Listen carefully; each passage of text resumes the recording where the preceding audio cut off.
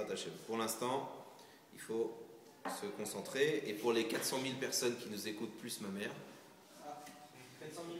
donc ça fait 400 001, ils vont faire encore un effort jusqu'à qu'on ait le matériel qu'il faut. La Torah, des fois, elle dit... Qu'est-ce qu'il y a, Yann? On évite ce genre de trucs pour la caméra. Ouais. La Torah, elle dit des... Il y a des choses dans la Torah que tu écoutes qui te paraissent vraiment, ça te paraît comme des évidences, mais ça te paraît aussi très bizarre. Exemple, il y a une Gemara qui dit que, bon, qui parle des goïs, mais ils disent ils ont des oreilles, ils n'entendent pas, ils ont des yeux, mais ils ne voient pas. Ou par exemple, tu as dans la paracha de la semaine dernière, Yuda qui dit à Yosef, écoute, je vais te parler, mais j'espère que mes mots vont entrer dans tes oreilles. Pourquoi il pensait que ça allait entrer dans l'épaule? Des trucs bizarres comme ça dans la Torah, tu te dis, mais de quoi il parle? De quoi il parle?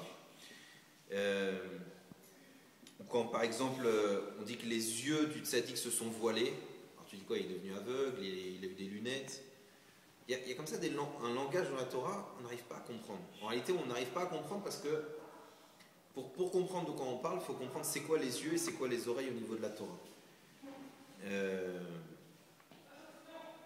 D'abord, il faut comprendre une chose. Vous avez vu, Baruch Hashem, dans le monde dans lequel on vit, Kadosh Baruch Hu, il a décidé depuis quelques années de faire en sorte que la science soit énormément développée. Aujourd'hui, il y a des trucs délirants. Moi, quand je vois vos appareils, c'est voilà, les iPhones et les autres trucs, et Internet, etc. La science, même dans la médecine, etc., elle a amené des choses incroyables. Alors maintenant, pourquoi? On va se poser la question, pourquoi? Il y a forcément un tzadatov. Il y a forcément un bon côté de cette science-là. Le bon côté, il est simple. C'est que par exemple, si la Torah t'avait dit, tu sais, tes yeux, ils ne peuvent pas tout voir, et tu vois, tes yeux, ils ne peuvent pas tout voir, et il ne faut pas que tu fasses confiance à tes yeux, il faut que tu comprennes que tes yeux, ils sont liés à ton esprit. C'est pour ça que quand on dit que tu mets les tefilines entre les yeux, on ne le met pas là, on le met là. Parce qu'en fait, les yeux, c'est lié au cerveau, donc ça doit se trouver ici. Toutes ces choses-là, quand ça parle de Torah, alors, très vite, tu peux dire ouais, bon, la Torah, c'est pas la réalité, ça n'a rien à voir. La Torah, elle dit, mais bon, on ne comprend pas trop. Alors qu'en réalité, la science, elle est venue montrer, prouver, nous donner des kélis pour mieux comprendre la Torah. Par exemple, si quelqu'un voudrait te dire aujourd'hui, oui, mais tu sais, Dieu, on ne le voit pas, moi je ne comprends pas, c'est difficile. Tu lui dis, mais attends. Regarde le nombre de choses que la science t'a montré que tu ne vois pas et que tu considères tous les jours et que tu utilises tous les jours sans te poser aucune question. Exemple, quand tu prends ta télécommande pour allumer ta télé, tu sais très bien, tu appuies sur un truc qui est ici et la télé, elle est là-bas et ça s'allume. Alors, grosso modo, tu sais que c'est un rapport avec des ondes, avec des trucs comme ça, que ici, il y a une onde qui est calculée, qui est envoyée là-bas et ça réagit. Mais tu ne la vois pas, cette onde. Quand quelqu'un passe au milieu, ça ne fait pas éteindre la télé. Et tu as complètement accepté cette chose-là. Si tu avais fait ça au temps du Moyen-Âge, on t'aurait brûlé. Si tu avais dit un truc pareil au temps du Moyen-Âge, on t'aurait brûlé. On aurait dit Satanas. C'est des sorciers. Alors qu'aujourd'hui, ça te paraît tout à fait normal de toucher un écran et que ça bouge tout seul. Ça te paraît tout à fait normal d'être au téléphone avec quelqu'un qui a des milliers de kilomètres. Et pour toi, tu ne te poses pas la question qu'il y a un ordinateur qui compulse sa voix, qu'envoie sa voix sous une autre forme et qui recalcule sa voix et toi, tu l'entends parfaitement. Tu ne te poses pas ces questions-là aujourd'hui. La science, elle nous permet de voir ces choses-là comme des choses très simples. Que tu aies un appareil qui te permette de grossir ou de réduire à des milliers et des milliers de centimètres, ça te paraît tout à fait normal. Tu es né là-dedans, tu n'es pas choqué de ça. Quand on dit, tiens, tu vas voir la lune, qu'est-ce que tu fais? Tu prends ton œil, tu regardes le truc. Ok, j'ai vu la lune, et alors?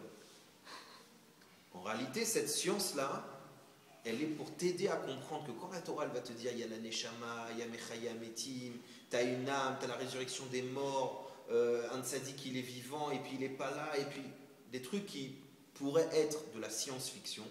Alors la science, elle a commencé à te prouver qu'en réalité, ce qu'on voit, c'est très limité.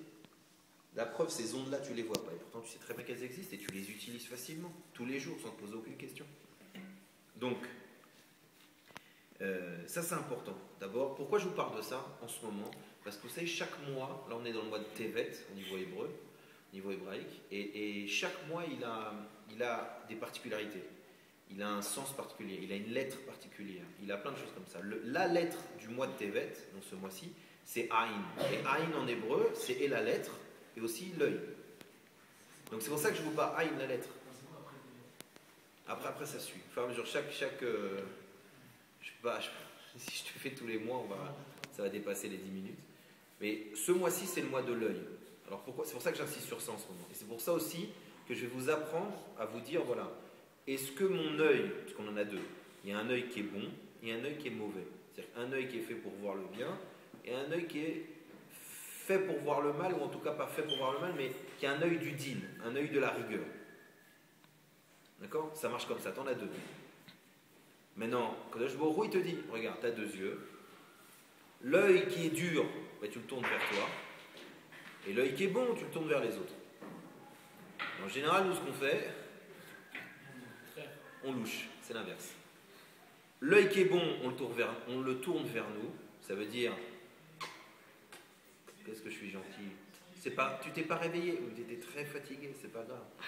T'as pas fait ce que tu devais faire, c'est pas grave, parce que tu le feras demain. T'avais promis que, c'est pas grave, t'as rien dit, t'as juste parlé, sauf. Mais alors si quelqu'un, il passe devant toi ou il te pousse, tu sors le point rouge, tu le shootes. Tu le shootes direct. Et c'est ça l'erreur déjà. L'erreur, c'est pas comprendre que la Torah, elle te dit, fais attention, t'as un œil qui voit le bien, un œil qui est plus dans le din, plus dans le jugement. Et d'ailleurs, ce qui est assez marrant, c'est que la tribu qui correspond à ce mois-là, le mois de Tevet, c'est Davka, la tribu de Dan, la shon din, la shon jugement. Et on te dit, regarde, la manière dont tu vas voir les choses, c'est la manière dont tu les juges. C'est pour ça que nos chachamim nous disent, faites attention avec vos yeux. Pourquoi? Parce que les yeux, ça peut nous perdre. Pas simplement nous perdre comme dans Tex Avery, quand il y a quelque chose qui nous intéresse, une jolie fille qui passe, trac, les yeux ils sortent de... On ne parle pas que de ça. On parle que tes yeux ils vont te perdre. Ça veut dire que... Ça y est, c'est la fête. Ça veut dire que tes yeux ils vont te perdre, ça veut dire que pour que tes yeux puissent bien marcher, il faut que tu fasses un système que vous connaissez très bien, vous, parce que je vous l'ai répété des centaines de fois.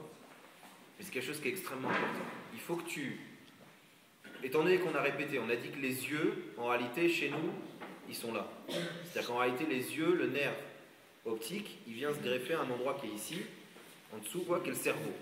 Donc les yeux, c'est ta capacité à voir le monde et à réfléchir le monde. Et on connaît cette chose on connaît ça dans la Chassidut et dans la Kabbalah, qu'un juif, c'est un roi, fils de roi, c'est-à-dire un Meler. Et vous connaissez très bien maintenant, Meler, c'est les lettres, un roi, c'est lettres même, c'est Moach, Lamed, c'est Lev, et Chaf, c'est Kaved, le foie. Donc, cerveau, cœur, foie, Moach, Lev, Kaved. C'est Meler, être un roi, se tenir bien droit, que les choses soient bien organisées. Et pour ça, il y a une force. Tu prends les dernières lettres des trois mots que je viens de citer, Moach, c'est Raf, Lev, c'est Bet, Kaved, c'est Dalet, ça fait Chabad. Chabad, c'est Chochma, Bina, Da'at. La sagesse, l'entendement, la compréhension. Donc on te dit, vrai, les yeux et tout ce système-là que Dieu t'a donné, il est important de le connecter à la Torah et lui donner un vrai sens. Pourquoi? Je prends un exemple encore qui est beaucoup plus simple au niveau de nous. Nos yeux, ils nous trompent, par exemple. J'ai toujours l'habitude de vous donner cet exemple-là, mais je pense qu'il est pas mal. Quelqu'un qui a vu que Terminator 1, eh ben, il déteste Schwarzenegger. Il est méchant, il tue tout le monde.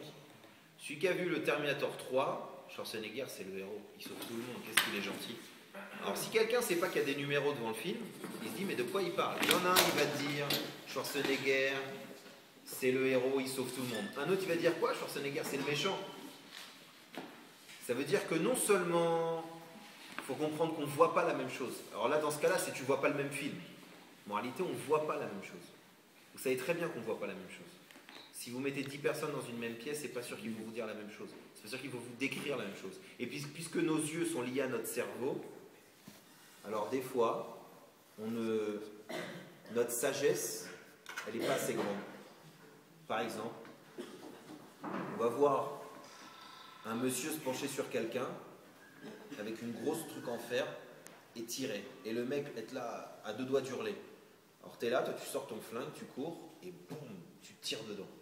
Et tu es tout heureux et d'un coup tu entends le mec hurler encore plus fort et dire appelez les flics, il vient de tuer le dentiste. Toi tu dis mais qu'est-ce qu'il y a? Mais j'ai lui sauvé la vie. Ce mec là il était dessus en train de lui arracher quelque chose, je suis venu, je l'ai sauvé, j'ai shooté. Mais tu n'avais pas la chorma de comprendre que tu es dans un cabinet dentaire, que le mec au-dessus il est dentiste et qu'il n'est pas en train de lui faire une torture, il est en train simplement de lui sauver une dent. Il est en train de lui sauver une dent. Alors ça vous paraît simple, mais en réalité, vous savez le nombre de fois où on n'a pas la sagesse, on n'a pas la compréhension d'une situation, et on se dit, non mais j'ai vu ça, j'ai compris ça. Il faut comprendre une chose, les yeux, c'est un rapport aussi avec la colère. Et d'ailleurs, c'est le rouge du mois Tevet, la colère.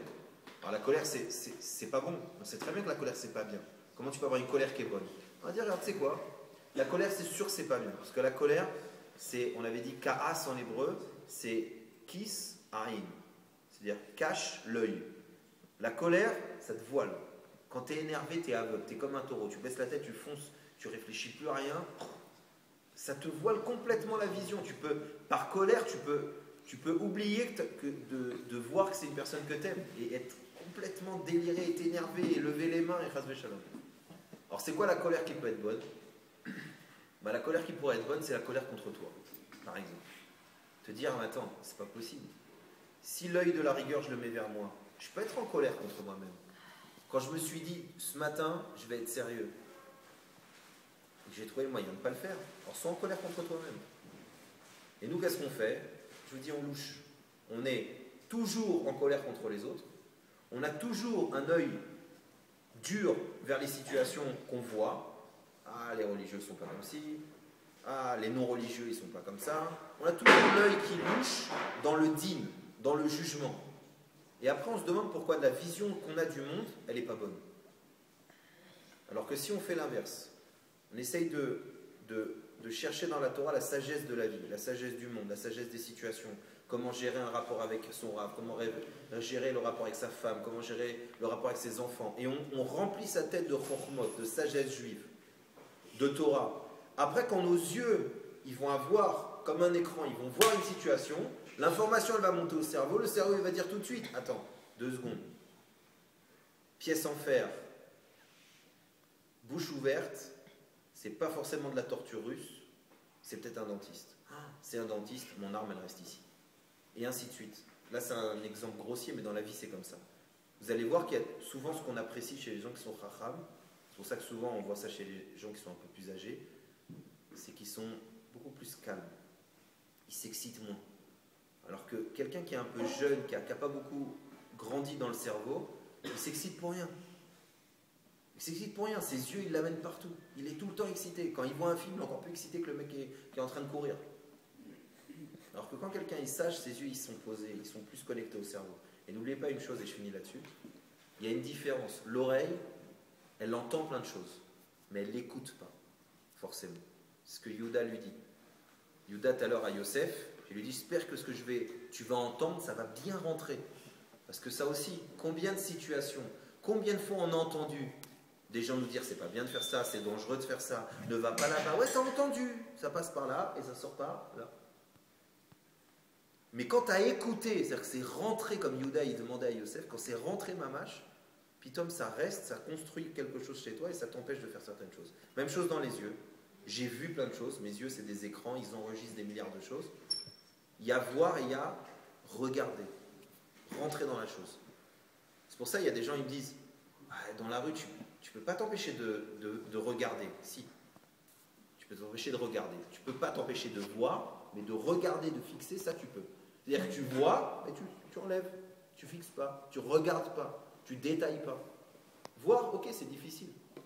Mais ne pas voir, c'est presque impossible, sauf si tu fais comme ça. Mais c'est pas génial. Regarder, ça tu peux t'empêcher, grâce au contrôle du cerveau. C'est-à-dire, donc ça c'est ce que je voulais vous dire et qui est extrêmement important. Il y a combien de temps là? On a combien? 15. Alors on va arrêter. Arrête.